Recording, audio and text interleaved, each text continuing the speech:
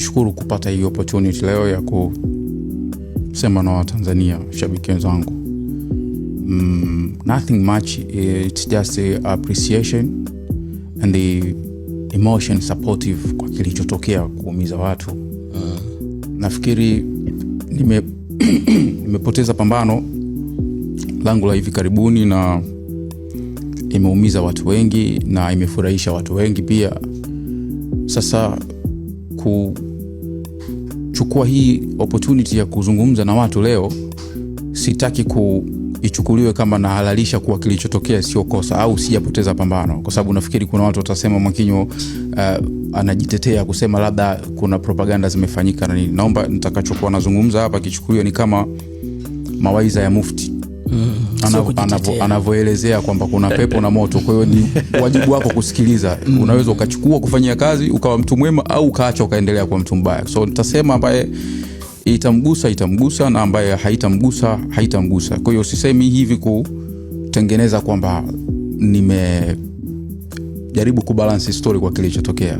Ni uhalisia kwa tumepoteza pambano na ni matokeo ya kawaida katika mchezo. Kwa hivyo napenda kuwa kimya anapokuwa anatokea mambo yanayoleta taharuki, lakini siamini kuwa kila watu wanastahili ukimya wangu, kwa sababu kuna watu wamepata hasara sana, kuna watu wameshindwa kulala, kuna watu walishindwa kuswali siku ile, kuna watu walishindwa kula. Niliyapokea ni matokeo ya kupoteza fight, lakini kuna watu hawajayapokea. Kwa hiyo kukaa kimya kuwanyamazia watu wana hiyo isingekuwa sawa, kwa sababu mimi support yangu kubwa ni ya watu. Umeelewa? Sio baadhi ya mamlaka au organization maalum. Sijui kama unanielewa. Yeah. Kwa hiyo wale ndio wenzangu wa nyakati zote na nashindwa kunyamaza napotokea mambo ya namna kama hii. Katika maisha kila safari lazima iwe na hatima yake. Umeelewa? Nilikuwa nawaza kama siku nikiandika kitabu cha safari yangu kiwe na hitimisho hiyo kitabu, sio kiishie njiani aje kukimalizia mtu mwingine. Umeelewa? Nilivyokuwa na fikiria hayo, nikafikiria vipi kama nitashinda ile pambano. Lakini sioni mwili wangu kuwa katika huo tayari. Nikamwambia sawa, nimekuelewa kakangu, lakini ngoja nitafakari zaidi. Sasa mimi nikatafakari dola 2500, nikisema nipoteze muda labda kufungua wifi niingie TikTok hivi, naona maandalizi jinsi wanavyofanya mkoani Tanga, Mbeya, wapi watu wanatangaza pambano. Vipi nisipande ulingoni? Naweza nika nimeharibu pambano, lakini nikawa na excuse ambayo mwenye macho au masikio anaweza kuelewa. Naweza kumuita Millard tukasema tuzungumze kitu kwa niaba ya watu wakanielewa. Nikisema sipigani kuna mtu atataka hata kunisikia. Isingetokea hivyo. Basi mimi ikabidi sasa nilale, lakini nilivyokuwa nimelala nataka niamke kwa lengo la kwamba kesho inabidi nitafute nguvu kwa gharama yoyote nipigane ili nikapime uzito nipigane. Umeelewa? Basi nikalala, lakini ule ustazi akaniambia hebu ngoja niende kule ndani kwako, labda kuna kitu hakiko sawa. Akaenda. Alipoenda akaniambia bwana kuna kitu nimekinoti hakiko sawa. Maneno ya ustazi.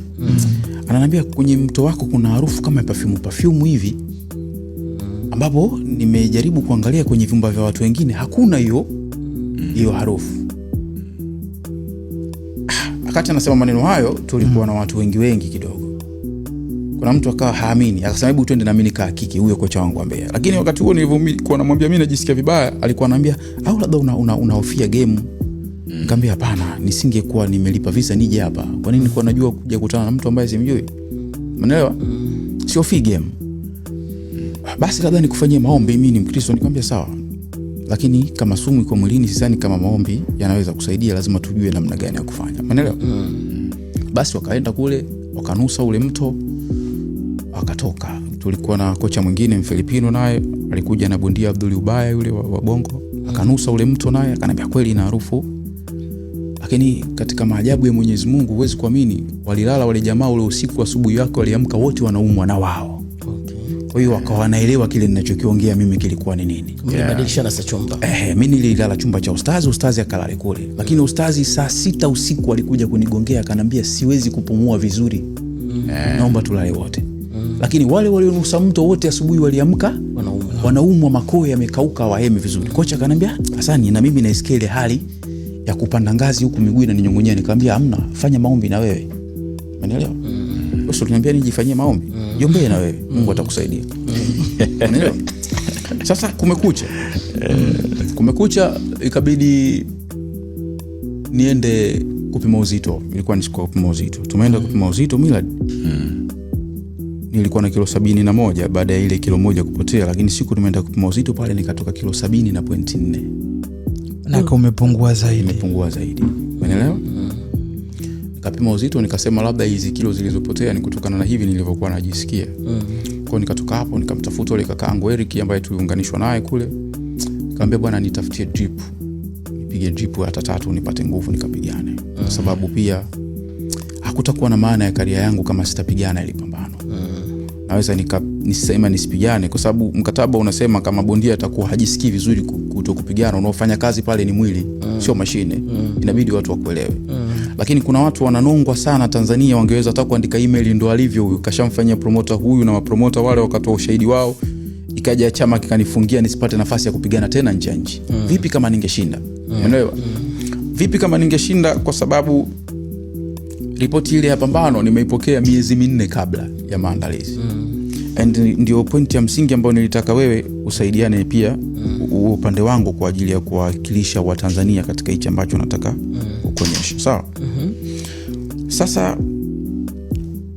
tukaenda mjini kwanza, nikatafuta maji ya madafu kama 10 hivi. Maana waliniambia drip linachukua dakika 45 drip moja. Na mimi nilitaka drip 3. Kwa hiyo leo umepima uzito, kesho unapigana, unataka muda mrefu zaidi wa kupumzika. Kwa hiyo masaa 3 ni mengi sana kwa nje ya hoteli. Kwa hiyo nikamwambia basi nitafutie madafu. Kanitafutia madafu kama 10-15 hivi, nikanywa maji ya madafu nini fresh. Nikafikiria sasa nimekaa peke yangu, maneno ya wale watu wote niliongea nao na saa zao na nini, watu wote pigana. Nikafikiria sana nongwa ya nchini kwetu huku na mambo yatakavyokuwa baada ya hapo, na nikawaza zaidi. Unajua mimi ni mtu ambaye sijali zaidi kuhusiana na watu ninapoamua kusimamia kitu changu. Kwa nilikuwa na uwezo wa kusema sipigani alafu dunia ingekuwa shwari sana. Lakini watu wanaonisupport mimi ni watu wengi ambao hawana, yani unajinyima sana ili kufanya vitu kwa ajili yangu. Ningeweka katika hali gani wale? Nikawapigia simu washikaji zangu wote wa karibu. Ndugu yangu mmoja anaitwa Akida Sapa, huyo mtu wangu mapambano yangu huwa anakuwa na wasiwasi nayo sana. Tukaongea, akaniambia usipigane. Usipigane kwa sababu unajua hela hainunui heshima. Kuna watu wana hela sana. Kuna mapromoter hapa Bongo wana hela nyingi lakini hawaheshimiki. Kuna watu wana hela nyingi, kuna matajiri wana hela nyingi lakini hawaheshimiki. Lakini kuna watu hawana hela lakini wanaheshimika. Kwa mimi nilikuwa nimesimamia kwamba heshima ni bora zaidi kuliko hela. Hela zinatafutwa lakini heshima inunuliki. Kwa hiyo sitapigana. Lakini baadaye niliwapigia simu baada ya kunywa wale madafu, nikajiona nina energy kidogo, nikamwambia jamani, mimi naombeni kila mtu ambaye nilimwambia sitapigana aridhie naenda kupigana na akubaliane na matokeo yatakayotokea. Kwa sababu